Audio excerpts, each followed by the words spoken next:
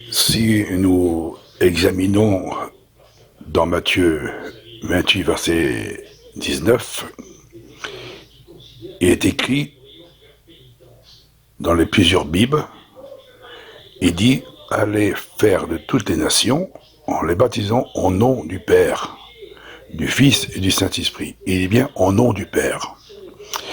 Nous voyons bien que ce verset, il ne tient pas la route. Je m'explique. Si nous regardons ce que les apôtres, l'apôtre Pierre et l'apôtre Paul, et ainsi que les autres disciples, ils ont dit qu'il faut baptiser au nom de notre Christ, le Machia, le Fils de Dieu. Parce que Dieu aussi dit, voici mon Fils en qui je mets toute mon affection, écoutez-le. Et dit, Jean-Baptiste, voici l'agneau de Dieu qui ôte le péché du monde. Le Christ, c'est lui qui est venu dans le monde, parce qu'il s'est dépouillé. Il est venu dans le monde pour mourir pour chacun de nous en particulier. Il y a une distinction entre le Père et le Fils, parce que c'est le Fils qui donne sa vie, et c'est lui qui est l'agneau de Dieu. Parce que Dieu dit, voici, c'est l'agneau de Dieu. C'est mon Fils. Dieu a tant aimé le monde qui a donné son Fils. Comme on voit Isaïe 9, verset 5, il nous dit, un enfant nous est né, un fils nous est donné. Donné, c'est qui était donné? C'est qui est l'enfant qui était donné? L'enfant qui était donné, c'est le Christ, le Fils du Dieu vivant, celui qui devait venir dans le monde pour mourir pour chacun de nous en particulier.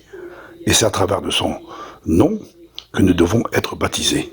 Et non à travers de ce verset en disant au nom du Père. C'est pas le Père qui est mort sur la croix.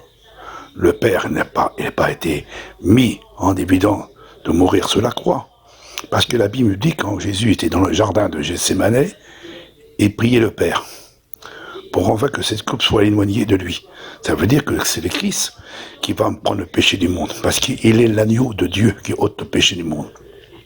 Et quand nous regardons sur la croix, Christ a dit, mon Dieu, pourquoi m'as-tu abandonné? Parce que Dieu s'est retiré de lui, parce qu'il avait l'Esprit de Dieu en lui. Et l'Esprit de Dieu s'est retiré. Et Christ, il était seul. Comme on dit souvent, un cantique, il était seul à Gethsémane. Il était seul à Golgotha. Il était seul devant Pilate. C'est le Fils de Dieu, lui, on doit être baptisé en son nom, et pas au nom du Père, parce que le Père ne s'est pas donné pour mourir sur la croix. C'est le Fils de Dieu qui est mort sur la croix. On voit qu'il y a une distinction entre le Père et le Fils, comme on dit souvent à travers les évangiles. Il y a des centaines et des centaines de versets qui expriment qu'il y a une distinction entre le Père et le Fils. Le Père a envoyé son Fils dans le monde. Le Fils a dit, je suis venu de la part de mon Père, et je manifeste les œuvres de mon Père. Je ne peux rien faire moi-même. On voit qu'il y a une distinction entre le Père et le Fils. Le Fils, il est venu dans le monde pour mourir pour chacun de nous en particulier. C'est bien à travers de son sacrifice, et c'est pour cela que les apôtres, qu'on voit Pierre, quand il commence à prêcher l'évangile, et il a dit, repentez-vous et que chacun de vous soit baptisé au nom du Christ, le Machia. Même Paul est dit, à travers de son enseignement, il dit ouvertement, il faut être baptisé à travers de la mort du Christ. C'est Christ qui est mort sur la croix. Et c'est une seule personne qui est morte sur la croix, et non en trois personnes distinctes, comme dit les prédicateurs, les évangiles, les baptismes, Pentecôtistes et Lumière. Nous, on voit à travers de la Bible on ne doit pas être baptisé en trois personnes, mais on doit être baptisé simplement dans le nom de Jésus-Christ, notre Seigneur bien-aimé. Ce verset a été ajouté en l'an 200. On vous donne des preuves à travers de la Bible pour bien prouver que c'est pas avec un seul verset, parce que ce verset, il était ajouté, parce que par les catholiques romaines, pour essayer de passer la Trinité, cette Trinité qui est égyptienne, qui est païenne, qui a trois dieux distincts, ou trois dieux dans une seule personne, qu'on voit beaucoup ces dieux à travers le monde, et qu'on voit même, qu'on montrera des figures de statues qui sont en trois personnes, et on peut examiner sur Internet, et vous verrez que à travers Internet, vous trouverez tous ces dieux, ces trinitaires. On les voit en Égypte. On les voit aussi chez les Grecs. Et même chez les Romains, il endurait beaucoup de dieux étrangers. Et ce christianisme romain a adopté des dieux étrangers. Et ces dieux étrangers, ils l'ont mis dans le christianisme. Et les apôtres n'ont jamais voulu accepter cela. C'est pour ça que Paul a dit, ils sont sortis de milieu de nous et ils prêcheront un autre Christ. Un autre Jésus qui n'est pas notre Machia.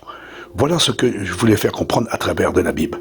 Je sais que ça peut être dérangé de ce que nous exprimons, mais nous savons très très bien que ce n'est pas au nom du Père, parce que ce n'est pas le Père qui est mort sur la croix, parce qu'il dit bien au nom du Père, du Fils et du Saint-Esprit. Comme si c'était le premier mot, Père, ça veut dire que c'est le Père qui est mort sur la croix. Est-il le Dieu véritable est mort sur la croix? Comme certains le disent à travers leur enseignement, à travers leur propre bouche, avec une trinité de distinction, parce qu'ils disent bien, les protestants disent, il y a trois personnes distinctes. Ça veut dire trois personnes distinctes. Dieu est une personne, déjà une personne, Jésus est une deuxième personne, et le Saint-Esprit une troisième personne. Mais nous savons qu'à travers de la Bible, il y a le Père et le Fils. Le Saint-Esprit, c'est Dieu. Dieu est esprit. Qui opère toute chose? C'est l'esprit de Dieu. Dieu est en tout. Et c'est Dieu a envoyé son Fils dans le monde, et quand le Fils est venu dans le monde, il avait le Père en lui. Il avait l'esprit du Père en lui. Il y a plusieurs versets qui montrent que le Saint-Esprit, c'est Dieu. Dieu est esprit, il ne l'a pas trois. Et puis son plus, Dieu n'est pas une personne.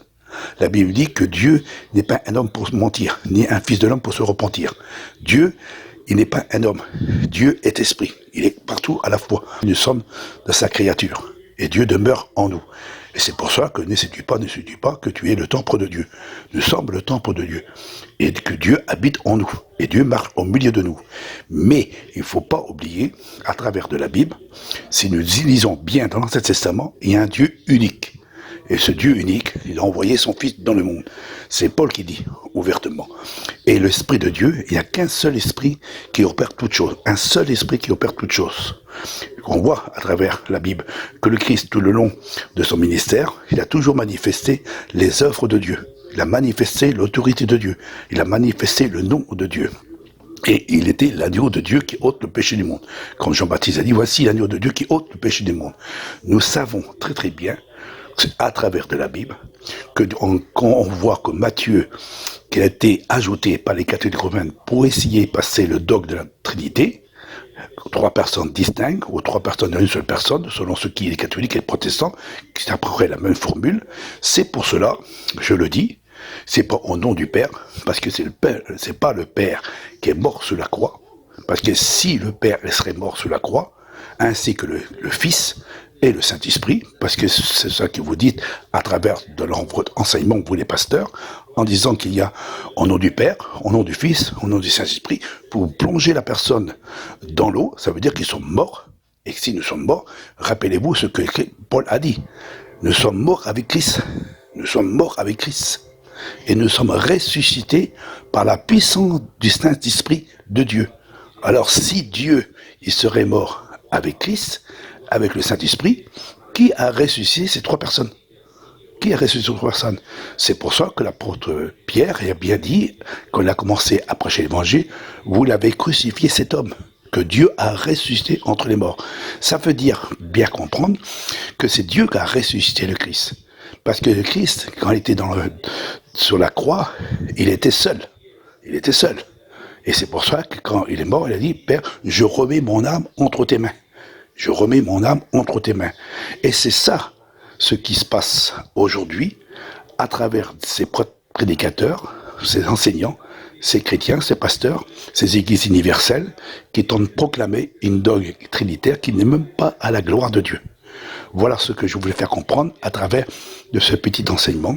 J'espère que vous avez compris le sens réel. Ce n'est pas Dieu qui est mort sur la croix, au nom du Père. C'est pas le Père qui est mort sur la croix. Mais c'est le Père qui a envoyé son Fils dans le monde, à travers de plusieurs versets dans l'Ancien Testament. Il était l'agneau de Dieu, le mystère caché qui doit être révélé dans les derniers temps. Et que ce Fils de Dieu, qui est venu en tant qu'homme sur cette terre, s'est dépouillé, lui qui était déjà dans la présence de Dieu, dans la gloire de Dieu, il s'est dépouillé et il est venu dans le monde et il dit, Père, envoie-moi pour faire ta volonté. Et quand le Christ est venu dans le monde, il a demandé un corps. Et Dieu a créé un corps dans Marie. Et le Saint-Esprit est venu sous Marie, et Dieu a créé un corps. Et le Christ est rentré à l'intérieur. Et c'est pour cela que le Christ est devenu l'agneau de Dieu qui ôte le péché du monde. Jean-Baptiste, il l'a bien vu de loin, il n'a pas dit c'était Dieu qui venait, il a dit voici l'agneau de Dieu, l'agneau de Dieu. Et c'est Dieu qui va offrir. Dieu offre son Fils en sacrifice pour nous. Parce que Dieu a tant aimé le monde qu'il a donné son Fils. Il a donné son Fils. Il y a une distinction, parce que ici, Dieu, il donne quelque chose. Il donne, et Dieu ne se donne pas lui-même. Dieu se donne pas lui-même, mais il donne son Fils. Et le Fils, il a dit, Père, je suis venu pour faire ta volonté. Et la volonté du Fils, c'est de mourir pour chacun de nous. Sans défection de sang, il n'y a point de pardon. Et c'est Dieu qui l'a ressuscité. Alors, ne disez pas, il faut être baptisé au nom du Père, parce que c'est pas le Père qui est mort. Au nom du Fils, oui, le Fils, c'est lui qui est mort. Au nom du Saint-Esprit, le Saint-Esprit ne peut pas mourir, parce que Dieu est esprit, et omnipotent, omniscient, omniprésent. Dieu est hors du temps, et Dieu ne peut pas mourir. Dieu ne peut pas mourir. Dieu, impossible que Dieu puisse mourir. Mais le Fils était destiné pour venir un jour dans le monde pour mourir. Et c'est pour cela que Dieu a envoyé son Fils dans le monde, à travers de son Fils, qui est devenu l'agneau de Dieu, qui ôte le péché du monde, et c'est à travers du nom du Christ que nous devons être baptisés, comme disait l'apôtre Paul. Nous sommes baptisés dans la mort du Christ. Et le Christ devient notre baptême de sa mort. Et c'est à travers de sa mort que nous sommes pardonnés nos péchés. C'est à travers de sa mort que nos péchés soient effacés. Sans défection de sang, il n'y a point de pardon. Alors, à travers de ce petit message, j'espère que vous avez compris le sens réel de cette grande vérité. Que Dieu vous bénisse, frères et sœurs et amis. Faites attention, parce que les catholiques romaines ajoutent et retranchent. C'est pour cela qu'il faut bien sonder les Écritures. Nous savons très très bien qu'il n'y a pas une trinité. Il n'y a pas trois dieux distincts. C'est anti-biblique. Parce que dans l'Ancien Testament, si on nous examine dans l'Ancien Testament, il nous dit que Dieu est unique. Et le Christ, il dit aussi dans le Nouveau Testament, dans Marc 12, verset 29, il dit, Dieu est unique. Il n'y a pas d'autre Dieu que lui. Même dans l'Ancien Testament, il nous dit, il y a-t-il un autre Dieu auprès de moi? Il n'y a personne, un autre Dieu. Le seul qui est auprès de Dieu, aujourd'hui, à la droite de Dieu, c'est le Fils de Dieu.